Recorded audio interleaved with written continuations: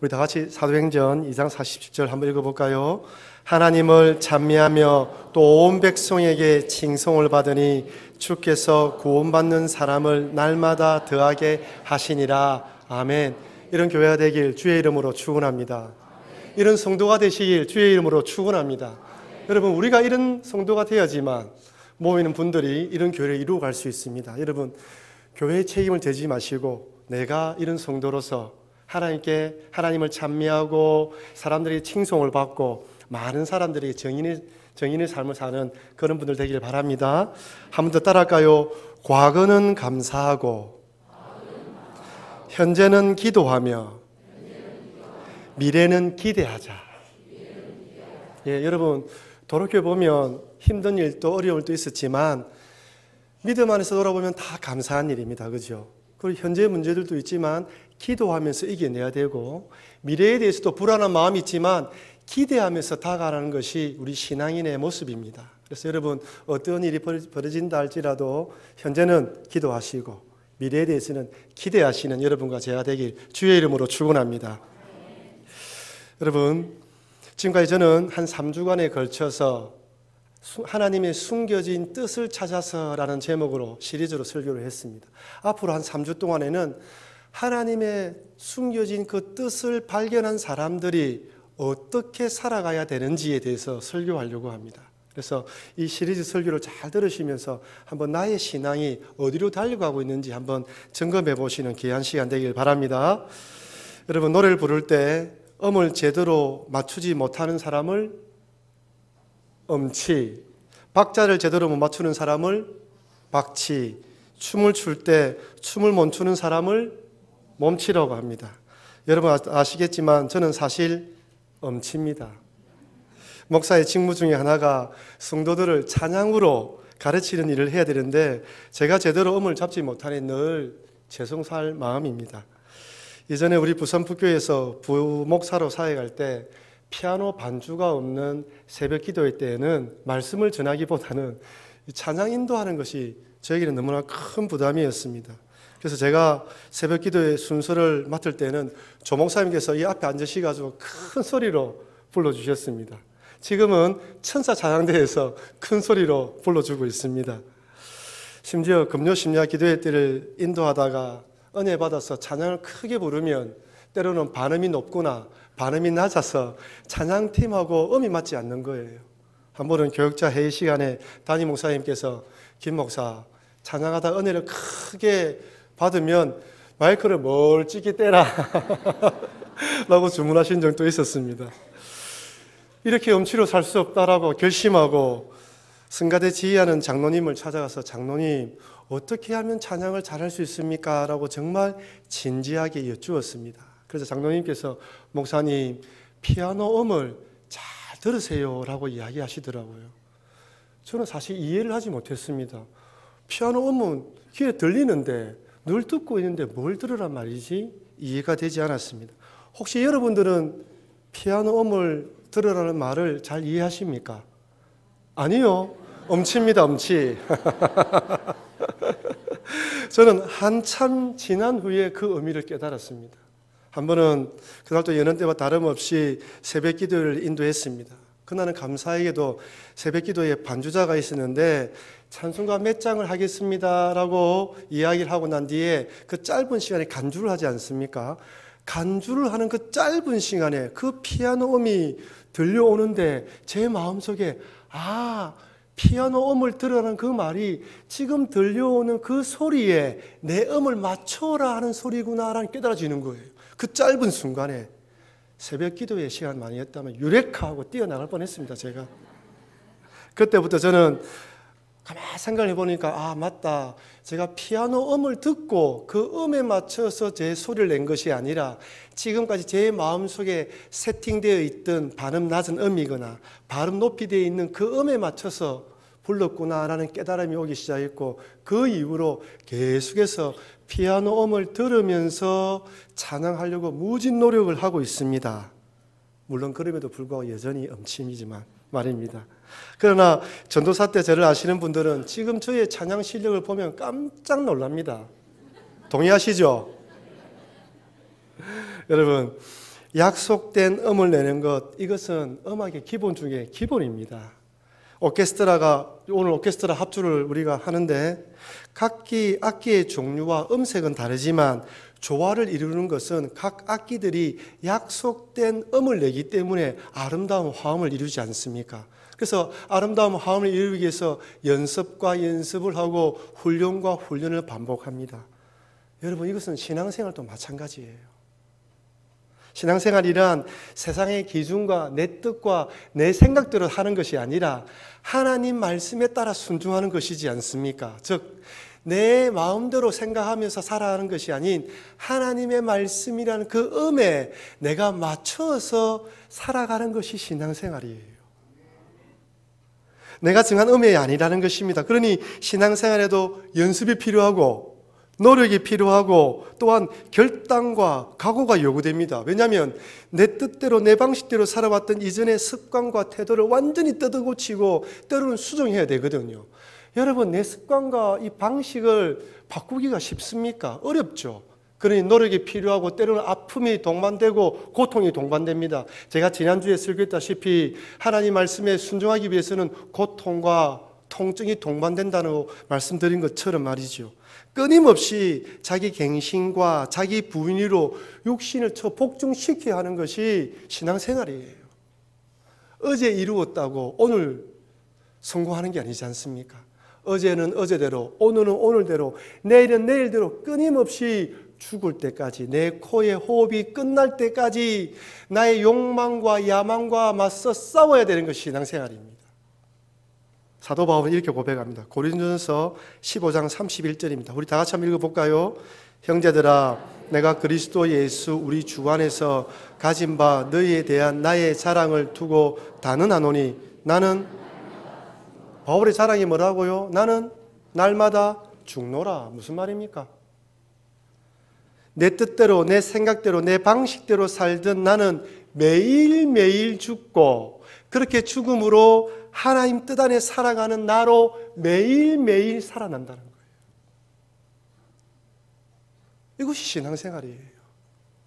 그렇다면 사도 바울이 처음부터 이런 아름다운 화음을 만들어내는 삶을 살았습니까? 아닙니다. 오늘 본문을 보면 예수님을 만나기 전에 사도 바울이 얼마나 불협 화음을 내고 있는지 알 수 있어요. 왜 제가 불협 화음이라는 표현을 쓰냐면 사도 바울은 나름대로 하나님을 위해서 열심을 내고 있다고 살았거든요.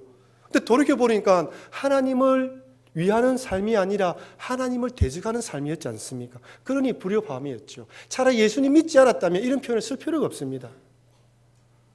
9장 1절입니다. 사울이 주의 제자들에 대하여 여전히 위협과 살기가 등등하여 대제사장에게 가서 3절입니다. 사울이 교회를 잔멸하세 각 집에 들어가 남녀를 끌어다가 옥에 넘기니라. 위협과 살기가 등등하고 잔멸하며 옥에 집어넣고 있는 사울의 모습입니다.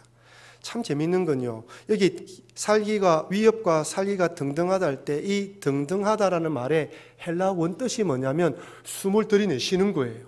살기 위해서 숨을 들이내쉬는 것이 아니라 맹수가 화가 나서 싸울 때 숨을 헐떡거리면서 씩씩거리는 걸 의미합니다. 이 잔멸하다는 이 헬라어의 원뜻도 무슨 말이냐면 야생 동물들이 포도밭을 휘젓고 다니는 형상을 말하는 거예요. 그러니 하나님 입장에서는 사도 바울이 어떻습니까? 살기가 등등하여 씩씩거리면서 숨을 들이쉬면서 하나님의 복음의 포도밭을 망치고 있는 거예요. 사울은 이렇게 하는 것이 하나님께서 원하시는 삶, 하나님 앞에서 아름다운 화음을 내는 삶이라고 생각했습니다. 하나님을 위한 최선의 방법이라 생각했어요. 그러나 하나님 보시기에는 이제 복음의 싹이 싹트기 시작한 복음의 포도밭을 엉망으로 만드는 한 마리 야생의 멧돼지에 불과하지 않았습니다. 자신은 하나님에 대한 열심이라고 생각했지만 실상은 하나님을 대적하는 대적자요, 하나님을 회방하는 회방자였습니다. 저는 사울의 모습에서 애굽 사람을 쳐 죽인 모세의 모습이 보였어요. 히브리 노예들이 숫자가 점점 많아지자 불안한 애굽의 왕은 남자가 태어나면 물에 던져서 다 죽이라고 명령을 했습니다. 그때 기적적으로 살아난 이 모세가 왕궁의 공주의 자녀가 되어서 왕자로 입양되지 않습니까? 자기가 애굽의 왕자로서 교육을 받고 있지만 마음속에서 나는 히브리 사람이다. 언젠가는 이 히브리 민족들을 구원해야 되겠다는 마음의 결단을 가지고 있었어요. 그러던 어느 날 출애굽기 2장 11절 12절입니다. 모세가 장성한 후에, 여기 장성하다는 말은 몸만 컸다는 마음이 아니에요. 몸과 마음 쪽으로 또한 히브리 민족에 대한 생각이 가득한 때를 말합니다. 한 번은 자기 형제들에게 나아가서 그들이 고되게 노동한 것을 보더니 그냥 본 게 아니에요. 어떻게 하고 있는가 보고 어떻게 도와줄까라고 생각하며 본 것입니다. 어떤 애굽 사람이 한 히브리 사람 곧 자기 형제를 치는 것을 본지라 좌우를 살펴 사람이 없음을 보고 그 애굽 사람을 쳐 죽여 모로속에 감추었다. 때가 되면 반드시 동족 히브리 민족을 구원하겠다면서 자신만만했던 모세. 결국 한 애굽 사람이 자기 형제 치는 것을 보는 순간 끓어오르는 분노를 절제하지 못하고 그 사람을 쳐 죽입니다. 살기와 위협이 등등한 채 그 사람을 쳐 죽이고, 아니 그 한 사람을 쳐 죽이고 모든 애굽 사람을 쳐 죽이면 자기 민족이 구원받을 수 있을 것이라고 생각하며 씩씩거렸던 것이죠. 저는 또 이 모세의 얼굴에서 신약의 마태의 모습이 떠올랐습니다. 예수를 만나기 전 마태의 모습 말이죠. 마태복음 9장 9절입니다. 예수께서 거기서 떠나 지나가시다가 마태라는 사람이 세간에 앉은 것을 보시고 이르시되 나를 쫓으라 하시니 일어나 쫓으니라. 마태라는 사람이 세간에 앉아 있습니다. 세간에 앉아 있다는 말은 세간에 앉아서 일을 하고 있다는 말이에요. 아시는 분 다 아시겠지만 그 당시 세리는 유대인들에게 매국노라고 불렸던 사람들입니다. 로마에 빌붙어서 기준보다 더 많은 세금을 거두어서 자기 배를 채웠던 그런 악한 사람이었죠. 마태가 자기 동족들이 자기를 향하여 매국노라 손짓하는 걸 몰랐을까요? 알았습니다. 매국노라는 손짓을, 그런 소리를 듣더라도 돈을 벌고 내 배를 채우는 것이 더 좋다고 생각하면서 여전히 남의 허주머니에 있는 돈을 갈취하는 인생을 살아왔던 사람이 바로 마태였습니다. 자비와 인자한 눈으로 세간에 앉아 있으면 사람들이 우습게 쳐다보기 때문에 독하고 강한 눈으로 사람을 쳐다보며 어떻게 하면 더 많은 돈을 갈취할 수 있을까? 욕심과 탐욕에 가득한 눈으로 그 생활에 앉아서 자기의 일을 보고 있었던 거예요. 그런데 여러분, 이렇게 욕심과 탐욕으로 가득한 마태, 살기가 위협이 등등한 바울, 스스로의 힘으로 자신의 백성을 구원하려는 모세의 모습이 누구의 모습입니까? 바로 여러분과 저의 모습이지 않습니까? 예수님 믿기 전 내 뜻대로 내 마음대로 내 방식대로 살아가던 이전의 우리의 모습이지 않습니까? 돈이 전부라고 생각하며 돈의 욕망에 사로잡혀서 살았 뿐 아니라 내 힘으로 어떻게 쓰든지 성공하며 출세해 보려고 발부둥 쳤던 우리의 모습이지 않습니까? 내 의를 내세우며 남을 정죄하고 판단하고 비판하던 우리의 모습이지 않습니까? 만약 사울의 인생이 모세가 마태가 이대로 끝나버렸다면, 아니 여러분과 저가 예수님 만나지 않고 이대로 끝나버렸다면 우리 인생이 어떻게 되어 뻔했습니까? 뉴질랜드에서 살던 한 집사님의 간증이 생각났습니다. 이분은 한국에 계실 때 기독교인에 대해서 너무나 싫어했고 노골적으로 싫어하는 티를 냈다고 합니다. 같은 직장에서 자기 부하 사원들 가운데에, 직원들 가운데에 교회 다닌다 하면, 교회 다니면 직장생활 뭐하러 하느냐, 기도하면 돈이 나오고 쌀이 나오지 않느냐, 핀잔 주기도 일수였고, 회식 자리에 가서 굳이 교회 다니기 때문에 술을 먹지 않는다고 이야기하는 직원들이 있으면 따라다니면서 술을 먹이려고 하고 골탕 먹이고 핍박을 가했다고 합니다. 뉴질랜드로 이민을 올 때에도 절대 교회 가지 않겠다고 결단하고 왔대요. 더 놀라운 건 그분의 아내가 이전에는 교회를 다니는 사람이었는데 시험에 빠져서 교회를 다니고 있지 않을 때에 이 남편을 만나서 결혼한 거예요. 결혼 조건이 교회 가지 않겠다는 서약을 받고 결혼했다고 합니다. 그분들이 이민으로 왔어요. 여러분, 이민 생활이 만만치 않지 않습니까? 뜻대로 되지 않고 사기 아닌 사기를 당하면서 모든 걸 잃어버리고 비자 문제가 해결되지 않으니까 어떻게 할 수 없는 절망에 빠진 거예요. 그때 주변에 있는 분에게 하나님에게 한번 기도해봐라 라는 전도를 듣고 정말 절박한 심정으로 교회 문을 두드렸습니다. 밤마다 아무도 없는 교회당에서 혼자 눈물 뿌리며 기도하면서, 기도할 줄도 모르니까 그저 하나님 살려주세요, 살려주세요, 살려주세요 기도했다는 거예요. 하나님께서 그분의 기도에 응답을 하셨는지 정말 기적적으로 문제가 해결되어져서 하나님께 감사를 했고, 그 이후로 신앙 공부, 성경 공부와 함께 열심히 신앙생활을 했습니다. 이번에 어느 날 한국에 계신 모친이 아프다는 전가를 받고 잠시 한국을 방문하게 되어서 부모님을 만나 뵈고 난 뒤에 이전에 알던 친구들을 만났다고 합니다. 근데 그 친구들은 이전 그 모습 그대로 술과 세상 재미에 빠져서 살아가고 있는데, 반면에 그 친구들을 만나서 이야기하니까 더 이상 그 친구들과 어울리지 못하고 화제거리가 없더라는 거예요. 그러면서 마음속에 와서 간증하시는 것이, 하나님 믿어서 교회에서 예배드리는 것이 복이구나라는 것을 깨닫게 되었다고 간증하더군요. 그렇습니다. 여러분, 우리들이 이 자리에 앉아서 하나님께 예배드리는 것이 복이며 은혜임을 믿으시길 바랍니다. 때로는 하나님의 말씀에 제대로 순종하지 못할 때도 있고 사단 마귀에 넘어져서 실패할 때도 있지만, 그럼에도 불구하고 하나님의 말씀에 순종하려고 몸부림치면서 살아가는 것이 하나님의 복입니다. 그러니 여러분, 하나님께 예배드림이 복인 줄 아시고 우리 코에 호흡이 끝나는 순간까지 하나님께 예배드리며 찬양하며 살아가시는 여러분과 제가 되길 주의 이름으로 축원합니다. 저는 이번 매주 화요일마다 병원에 계신 우리 집사님들을 신방하고 다닙니다. 그분들의 소원이 뭔지 아십니까, 여러분? 하나님, 다리에 기력이 좀 강해지게 만들어 주셔서 내 정신이 좀 온전해서 이 본당에 와서 하나님께 예배드리는 게 소원이에요 라고 하면서 제 손을 잡고 울어요. 여러분, 예배드림이 은혜입니다. 하나님께 찬양함이 복입니다. 다른 그 어떤 것보다 이 자리에 와서 우리 하나님의 이름을 부르며 영광 돌리는 것이 복임을 꼭 믿으시길 바랍니다.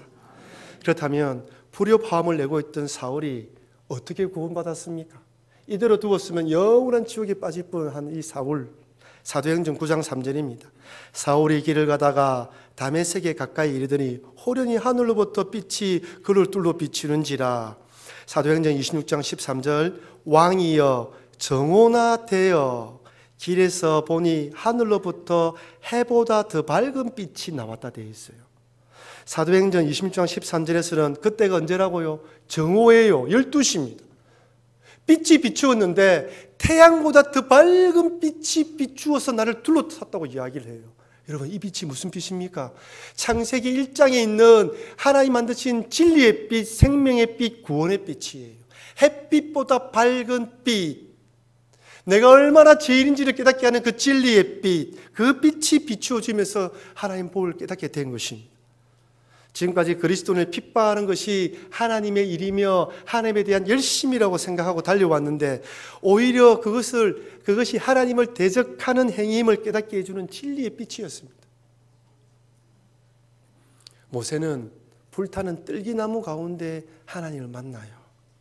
불타는 뜰기나무 가운데 은은히 다가오시는 그 하나님을 만났습니다. 여러분, 80세의 모세, 도망자인 모세, 왕자에서 양치기로 전락한 이 모세, 이제는 죽음을 준비해야 되는 쓸모없는 인생 같은 모세에게 은은히 뜰기나무에 다가오셨던 그 하나님.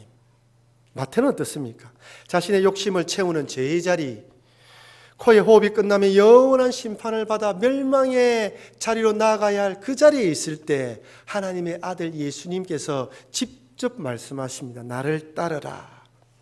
이것은 한 인간의 부름이 아니라 천지를 창조하신 육신의 몸을 입고 이 땅에 오신 하나님의 아들의 초청의 메시지였어요. 도저히 거부할 수도 없고 받아들일 수밖에 없는 초청의 음성을 듣고 마태는 그 모든 욕심을 내려놓고 그 자리에 벌떡 일어나서 예수님을 따라갑니다. 이처럼 사울, 모세, 마태, 그리고 여러분이 알고 있고 제가 알고 있는 수많은 신앙의 위대한 인물들을 찾아오셨던 그 예수님, 그 하나님께서 여러분 인생에 찾아오셨어요. 그때 그 시기, 그때 그 자리, 가장 힘들 때, 아니면 아무것도 모르고 있는 그때에 진리의 빛으로 찾아오셔서 예수님이 어떤 분인지 알게 하시고, 하나님의 나를 위해서 어떤 일을 행했는지 알게 하시며, 예수님이 십자가에 돌아가신 이유를 깨닫게 하셔서 오늘 이 자리에 예배드리며 하나님께 찬양하게 만들어 주셨습니다. 그러니 여러분, 이 은혜를 잊어버리면 안 됩니다. 아무리 힘들고 어렵고 속이 상하고 가슴이 아프고 시국이 혼란스러워도 나는 구원받은 하나님의 백성이라는 사실을 결코 잊지 마시길 주의 이름으로 축원합니다. 그것을 잊어버리면 나의 정체성이 무너지기 때문에 어디로 가야 할지 갈 바를 알지 못하게 되는 거예요. 혹시 이 자리에 오랫동안 교회를 출석했지만 한 번도 하나님의 찾아오심, 예수님을 구주로 영접하지 않으신 분이 있다면 오늘 이 말씀이 하나님이 예수님이 여러분의 마음을 두드리는 말씀입니다. 여러분 가운데 예수님을 한 번도 영접하지 못하신 분, 예수님을 내 마음의 주인으로 모시지 못한 분이 있다면 오늘 말씀을 듣고 기도할 때 주님 내 마음에 찾아오셔서 나의 주인이 되어 주십시오라고 기도하십시오. 내 마음에 찾아오셔서 나의 인생의 주인이 되어 주시옵고 내 삶의 방향이 되어 주셔서 그 삶을 살아갈 수 있도록 도와달라고 기도하시길 바랍니다. 혹이나 주님의 길을 따라왔지만은 이런저런 일에서 너무 많이 힘들고 어려워서 주님의 길에서 좀 벗어났다면 주님, 지금 내가 가야 할 길이 어디입니까? 찾아오셨던 그 주님의 길을 내가 따라가게 되게 결단하니 도와주십시오라고 기도하십시오. 그러면 주님께서 또다시 여러분을 일으켜서 생명의 길로 영혼을 살리는 길로 인도하여 주실 것입니다. 여러분, 예수님의 부르심을 경험하지 못하신 분이 있다면 꼭 오늘 기도하실 때 주님 도와달라고 말씀하시고, 혹이나 내가 주님의 길에서 너무 많이 벗어났다면 다시 돌아오시기 바랍니다. 이렇게 심하기 전에 사울의 인생이 불협화음으로 하나님을 대적하는 삶을 살았습니다. 그렇다면 사울과는 달리 그 당시 그리스도인은 어떤 삶을 살았습니까? 2절입니다. 다메섹 여러 회당에 가져갈 공문을 청하니 이는 만일 그 도를 따르는 사람을 만나면 남녀를 막론하고 결박하여 예루살렘으로 잡아오려 함이라. 사울은 그리스도인들 그 도를 따르는 사람을 잡아가려고 하고 있어요. 표현이 대단하죠. 그 도를 따르는 자라고 이야기를 하고 있어요. 여러분, 다메섹에서 예루살렘까지 그 거리는 240km예요. 그 당시 군인이 하루 걸어서 가는 거리가 40km, 일반 사람들이 30km 걸어간다고 이야기하니 이 거리는 짧은 거리가 아니었습니다. 그런데 한 가지 궁금한 점은 예루살렘에서 가까운 지역도 있을 것인데 왜 굳이 바울은 240km나 떨어져 있는 저 멀리 떨어져 있는 다메섹에까지 가서 그리스도인들을 핍박하려고 했을까요? 그것은 스데반의 순교 이후 성도들이 흩어지면서 복음을 전했는데 다른 어떤 지역보다 다메섹에 있는 유대인들이 그 복음을 많이 받아들여서 잘 받아들여서 구원받는 자들이 많이 있었기 때문입니다. 사도행전 8장 3절 4절입니다. 우리 다 같이 한번 읽어볼까요? 사울이 교회를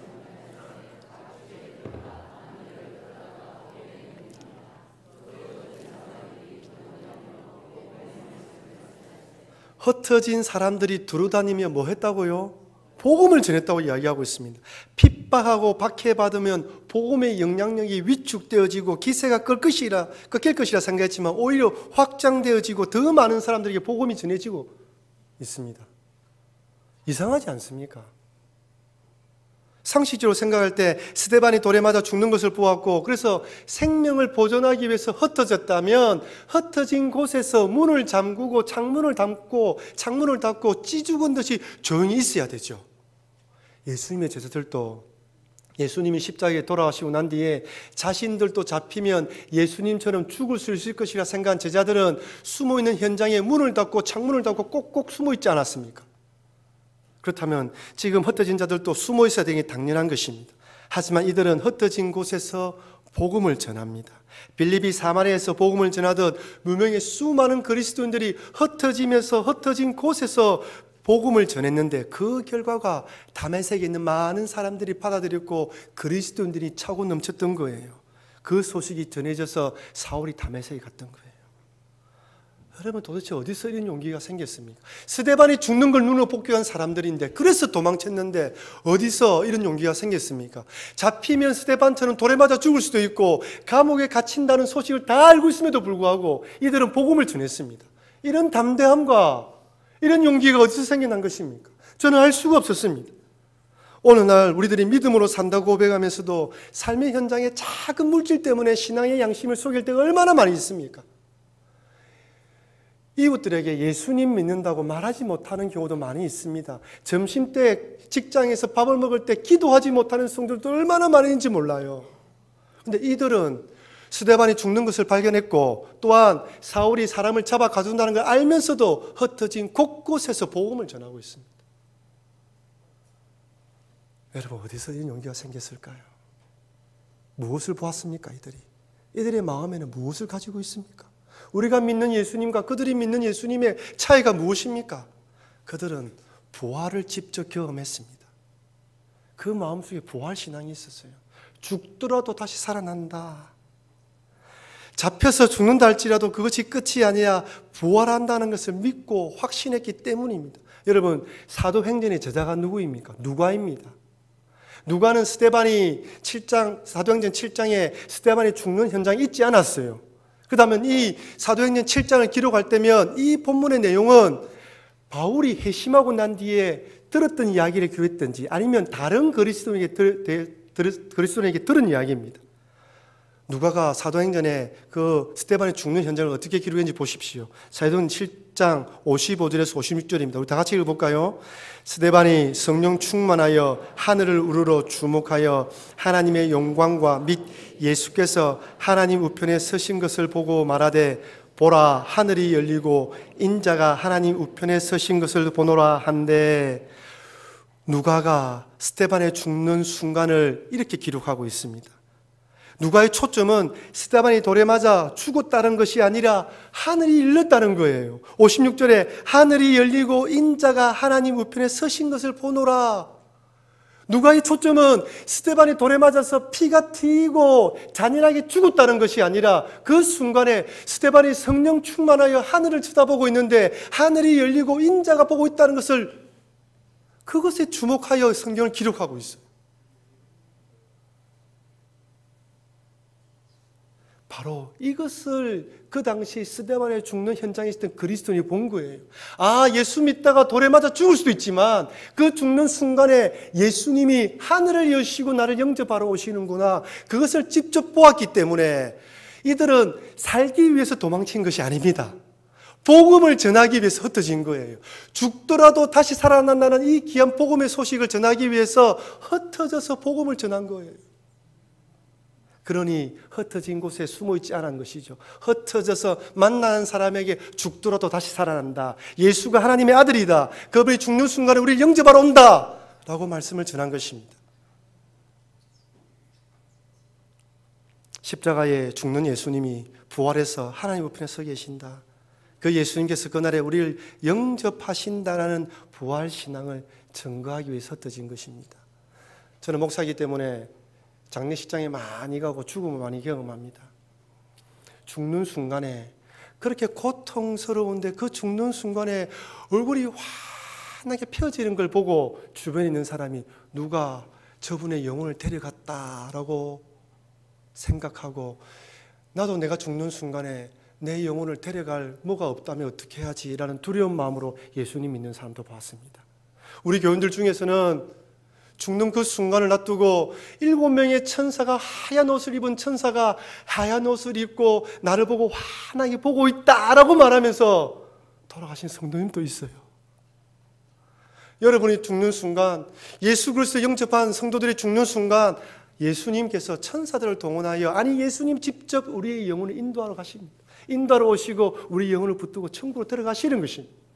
이것이 부활신앙이에요. 이 신앙을 우리는 살아가는 것입니다. 이 신앙이 없다면 여러분 신앙생활 헛겁니다. 죄송하지만 이 신앙이 없으면 아무리 예수님 믿어도 구원받지 못하는 것입니다.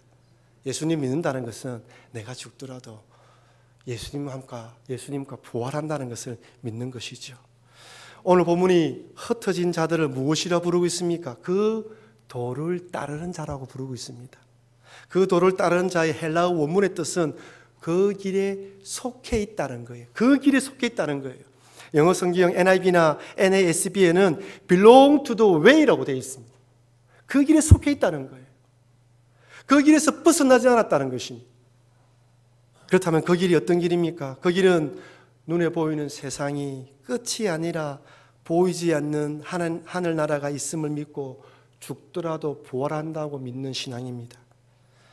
하지만 이 길은 여러분 좁고 협착하기 때문에 많은 사람들이 찾는 길이 아닙니다. 아니, 처음에는 이 길을 들어갔다가 그 길이 좁아서 많은 사람들이 그 길에서 벗어나는 것을 많이 목격합니다. 마태복음 7장 13절 14절입니다. 우리 다 같이 한번 읽어볼까요? 좁은 문으로 들어가라. 멸망으로 인도하는 문은 크고 그 길이 넓어 그리로 들어가는 자가 많고 생명으로 인도하는 문은 좁고 길이 협착하여 찾는 자가 적음이라. 세상 사람들은 이 좁고 협착하지만 이 길을 걸어가는 사람들을 그리스도인이라고 부릅니다. 교회를 다니는 사람을 그리스도인이라고 부르는 게 아니에요. 그들의 삶 가운데에 좁고 협착하지만 부활을 바라보며 자기를 처복종시키며 나아가는 자들을 향하여 그리스도인이라고 부릅니다. 세상 사람들은 이 혼란한 세상 가운데에 이 길을 따라가는 그리스도인이 많이 생겨나기를 바라보고 있어요. 그 사람들이 많이 생겨나면 온 백성이 칭송을 합니다. 여러분들이 가고 있는 그 길은 지금 어떤 길이십니까? 여러분들이 주장하고 있는 그 주장은 어떤 주장에서 나온 길입니까? 사람들이 보기에 여러분들은 그 도를 따르는 사람으로서 그 길을 걸어가고 있다라고 말하고 있습니까? 아니면 교회만 다니는 사람이라고 이야기하고 있습니까? 사랑하는 성도 여러분, 우리들은 예수님 믿기 전에 사울처럼 살기와 위협이 등등했으며 왕자에서 양치기로 전락한 모세처럼 그저 하루하루 살아가는 인생에 불과했습니다. 아니, 돈과 세상의 성공만 바라보며 때로는 남의 가슴에 못을 박으면서 돈을 벌려고 했던 사람들이었는지도 모릅니다. 그런데 이런 우리에게 예수님께서 찾아오셨고 여러분들이 저가 오늘 이 자리에 앉게 되었습니다. 그럼 이제부터는 도를 따르는 사람, 즉 부활신앙으로 하나님께서 원하시는 아름다운 화음을 여러분의 삶을 통해서 만들어내는 삶을 살아가시는 여러분과 제가 되길 바랍니다. 비록 이런 삶을 살아갈 때, 이런 삶을 살아간다면 그 도를 따르는 사람을 살아갈 때 설령 스데반처럼 돌에 맞아 죽는 그런 인생이 된다 할지라도 저는 감히 말씀드릴 수 있습니다. 결코 실패한 인생이 아닙니다. 결코 잘못된 인생이 아닙니다. 오히려 성공한 인생입니다. 왜냐하면 주님이 여러분들의 영혼을 영접하시기 때문입니다. 또한 이런 길을 걸어가다가 여러분 자녀 가운데에 불치의 병이 걸리거나 잘못되는 경우가 생기거나 아니면 여러분 자녀들이 여러분보다 먼저 하늘나라 가서 그 자녀를 가슴에 묻었다 할지라도 결코 잘못된 인생이 아닙니다. 왜? 우리는 그 길을 걸어가고 있기 때문입니다. 그러나 반대로 아무리 세상적으로 성공하고 자녀들이 출세했다 할지라도 부활신앙이 없다면 좁고 협착한 이 길을 따라가고 있지 않다면 저는 결코 그 자녀가 성공했다고 말씀드릴 수가 없습니다. 저는 결코 그 자리를 축복의 자리라 말씀드릴 수가 없습니다. 왜냐하면 코에 호흡이 끝나는 순간 그렇게 자랑했던 물질도 명예도 건세도 한순간에 사라지기 때문입니다. 그러나 여러분 남은 생애 동안 부활신앙으로 그 도를 따르는 삶을 사시길 바랍니다. 그러면 하나님께서 계신 예수님께서 이 땅에 살아가는 동안에도 동행해 주실 뿐 아니라 여러분의 영혼, 여러분의 생명이 끝나는 그 순간 천사들과 함께 여러분의 영혼을 붙잡아서 영원한 천국으로 인도하여 주실 것입니다.